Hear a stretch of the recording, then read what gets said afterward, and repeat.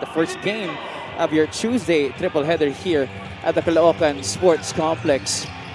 First time the league is stopping over here this season. That is right. And what you love about yung mga players nitong Imus, I mean, we talked about this Caspe, JV De La Cruz, as well as Mark Doligon.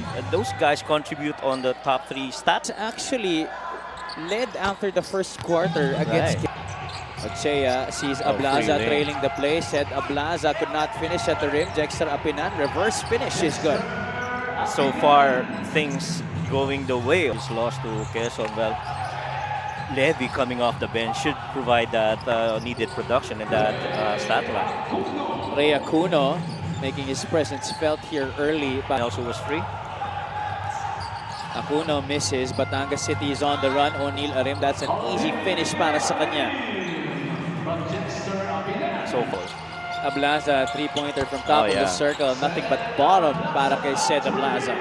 Well, one thing you can't do. First quarter. Yeah, it's been empty for Mark so far. He's got a couple tries already. But MJ, after not making any field goals, you know, and so getting those points from the free throw, medyo nag-struggle talaga on the field.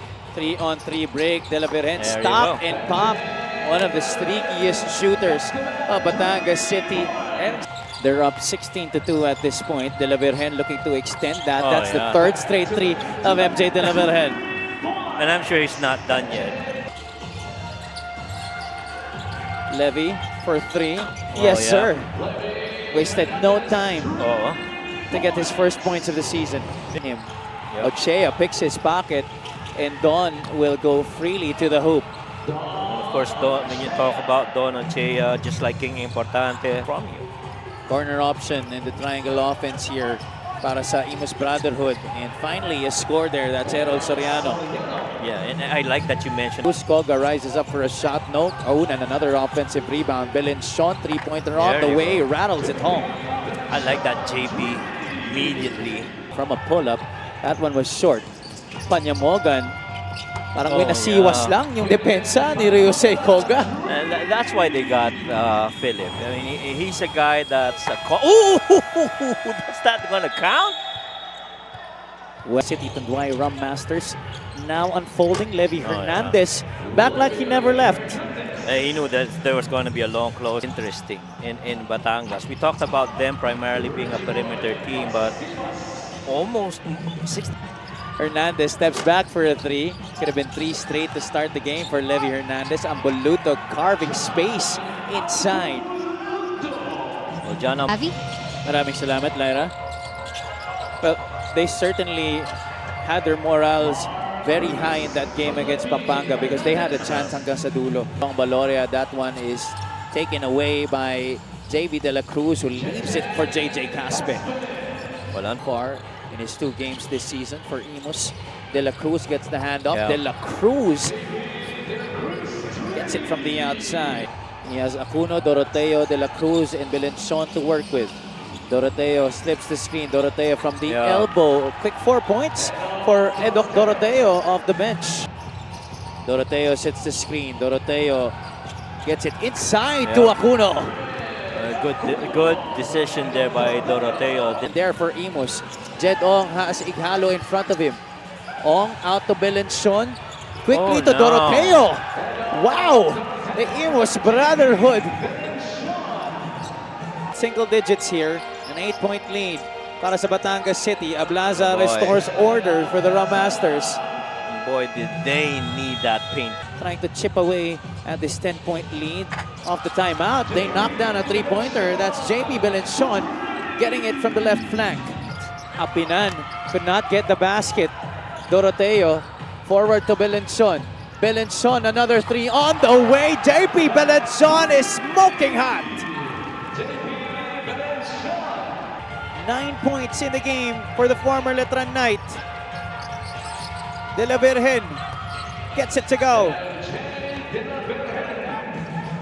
Acuno being guarded here by Ablaza. Acuno faces up. He can hit that, and he definitely does hit it near the free throw line. Jump a pass at the last moment. That's right.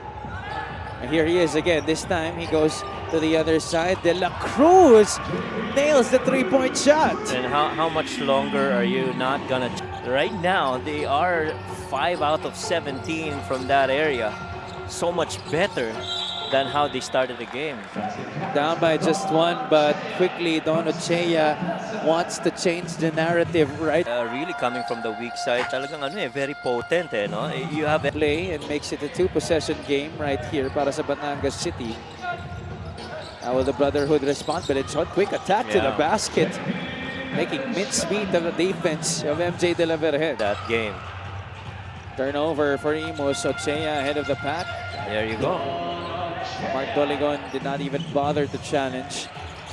Brotherhood already in the penalty, as I mentioned. Doligon all the way to the cup, gets the bounce on the finger roll. The help and the rotation came in the middle. 7 points in the game for Mark Doligon. 49-45. Cruz There short you go. stab, that's good. The last 2 to 3 possessions para dito sa Batangas, medyo may energy ng konti nakikita. Oh, JJ Caspe breaks away from the defense. That was quite a sloppy possession for Imus. Block here for the Rhum Masters. They're up by 4. 51-47. Oh, nobody wow. marking Seda Blaza. Well, everybody slipped towards Counter-attack here for the Rhum Masters. Bounce pass to Ochea from Levy Hernandez. mas maganda ang kailangang gawin for this season. Baloria free for 3. Now, their movement, Once again, a miss for the Brotherhood. De La Vergen sees Baloria trailing the play. Baloria, Yeah. another one to drop. yeah. So after missing 9, going only 12 points in the second. Good skip. Baloria, he's got the stroke here in the third. It's something that you've missed a lot. Oh. Well, that's something we certainly missed. Trise Goga hitting outside shot. Very similar to how they started the first quarter on those 3 makes. And now they continue to be aggressive. This time going inside is Levy Hernandez drawing the foul. Kalipas dito sa ating fourth quarter. Belenchon will try to rekindle his fire from the outside, and he does so with that make from the right wing. But forward pass to Raymark Acuno, who leaves it for JV De La Cruz. Oh, wow. Turned out to be a good decision para sa Imus Brotherhood. Yeah, 7 of In the fourth, Hernandez spins away, couldn't finish at the basket. Forward pass to Reggie Boy Basibas. As Baloria in front of him, that's an easy finish. Humihingi pa ka ng foul. Ito si Reggie Boy Basibas. by Reggie. Baloria attacks the closeout. Baloria off the bank and in. And Jong Baloria, alam mo, babawi ka agad dyan. Jay Isit. Floater is blocked, ends up in the hands of Sed. They get it to CJ Isit, who scores on the lay-in. And he said that, you know, usually naman talaga at the start of the season, dyan naman talaga sila nangangapa as Mark Doligon scores inside. Ang inahabol nila dito. But they give it up. That's another turnover. Ablaza has Baloria on the right side. Sed Ablaza finishing through contact. Into the playoffs in the South. And here he is again. Sed Ablaza this time attacking from the corner and then spinning into a layup. Everything looks like it will go the way of Batangas City, including that three-point shot by MJ De La Vergen. That's three-pointer number 10 of the Rhum Masters in this game. Right. And we're seeing Ablaza scoring a bunch of points here in the fourth quarter. But when things got really rough, MJ De La Vergen kept everybody together. He was unfazed. And he just kept his cool, and he scored 10 in the second and 9 in the third. I said, wow, this is really tough. A tough game to score for. The outside, that's no good. Arial on the reverse. And this is mere David De La Cruz, bounce pass, JJ Caspe. Now this is a guy who has struggled in this game. That's only his 6th point of the match. Yeah. And I don't think he got enough touches, in my opinion, unlike in the previous games. He's only had 6 attempts. Make that. Veterano at saka bata. Correct. And that's going to do it between Batangas City and Imus.